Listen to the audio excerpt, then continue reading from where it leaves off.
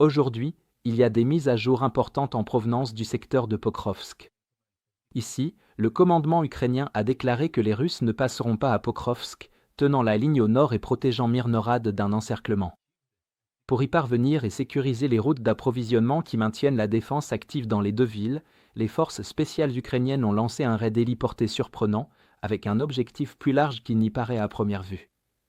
Les Russes ont réussi à prendre partiellement pied dans les quartiers sud de Pokrovsk et ont placé le reste de la ville en zone grise. Les Ukrainiens ont adapté leur objectif tactique et visent désormais à empêcher la chute de la partie nord de Pokrovsk. L'idée est de préserver une artère logistique fonctionnelle vers Myrnorad afin que les approvisionnements, les renforts et les évacuations puissent se poursuivre.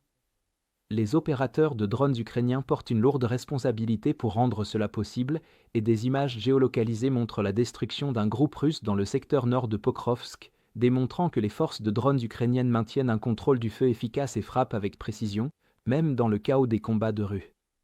La défense de Pokrovsk ne consiste plus à tenir chaque rue indéfiniment, mais à garantir que le corridor vers Myrnorad reste ouvert, empêchant les équipes d'infiltration russes de se répandre vers Myrnorad. Le commandement ukrainien a clairement indiqué que tenir Pokrovsk, bien que symboliquement important, n'est pas l'objectif final. La priorité est de maintenir la connexion, d'empêcher les Russes d'encercler complètement la zone et de préserver la capacité de déplacer troupes et matériel à travers les champs du Nord.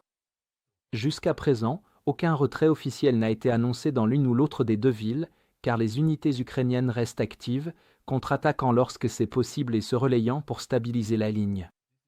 Cela fait partie d'une opération plus vaste visant à maintenir plusieurs flancs stables, et si les Ukrainiens parviennent à repousser les Russes du flanc nord près de Dobropia, Myrnorad restera une forteresse avec des lignes d'approvisionnement bien plus stables. Cependant, les commandants ukrainiens sont conscients que si la situation se détériore, un retrait progressif pourrait s'avérer nécessaire, mais pour l'instant, ils exploitent chaque occasion d'infliger des pertes et de ralentir l'avancée russe. La raison du recentrage opérationnel sur Myrnorad est que Pokrovsk lui-même est vulnérable, car il est facilement accessible depuis le sud par de petites localités comme Svirov, où des groupes d'infiltration russes profitent du terrain et des ruines pour pénétrer en périphérie. Cela rend pratiquement impossible le maintien d'un périmètre de sécurité ininterrompu et l'isolement des Russes, même avec des drones opérant en continu. Myrnorad, en revanche, se trouve en terrain découvert, entouré de champs, offrant des lignes d'observation plus dégagées et moins de cachettes pour l'infanterie russe.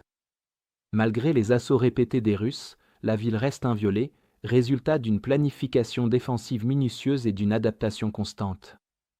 Comme vous l'avez peut-être vu, pour stabiliser le secteur nord de Pokrovsk, les Ukrainiens ont lancé une opération audacieuse qui a stupéfié aussi bien les analystes que l'ennemi, mais l'objectif était bien plus vaste. Des opérateurs spéciaux de la direction principale du renseignement ukrainien ont mené un débarquement directement dans la zone de combat à l'aide d'hélicoptères Black Hawk. Le but était d'ouvrir et de sécuriser un corridor terrestre pour les renforts et d'établir un périmètre défensif plus solide au nord. Des images diffusées par la suite montraient des éléments de l'unité spéciale, Timur, débarquant sous le feu, coordonnant leurs actions avec des équipes de drones et de guerre électronique et engageant les forces russes dès leur arrivée. Malgré les tentatives de la défense antiaérienne russe, les hélicoptères ont réussi à déposer et à extraire les troupes sans perte, un fait que même les sources russes ont dû reconnaître à contre-cœur. Après que l'opération Black Hawk a sécurisé un point d'entrée à Pokrovsk, d'autres forces spéciales ont rejoint la zone par la route sécurisée, et en quelques heures, le camp ukrainien a repris le contrôle de plusieurs blocs clés, avec au moins 85 soldats russes signalés comme éliminés. Des images ultérieures montraient des membres du 3e régiment des forces spéciales ukrainiennes menant des opérations de nettoyage en combat rapproché, de reconnaissance et de coordination défensive afin d'empêcher l'expansion du contrôle de tir russe. L'ensemble de l'opération était supervisé par le général Kirilo Boudanov et le commandant en chef Oleksandr Syrski, soulignant ainsi son importance pour la défense ukrainienne. Globalement, la tactique ukrainienne à Pokrovsk a évolué d'une position statique à une adaptation flexible et en profondeur.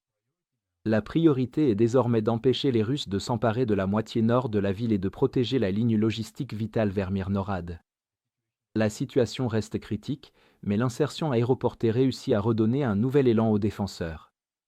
Alors que le commandement russe jette de nouvelles réserves dans la bataille, l'Ukraine renforce ses propres lignes pour éviter une percée. Pokrovsk pourrait rester une ville en zone grise, mais la défense de Myrnorad dépend de sa survie, même en tant que forteresse contestée sur la ligne de front.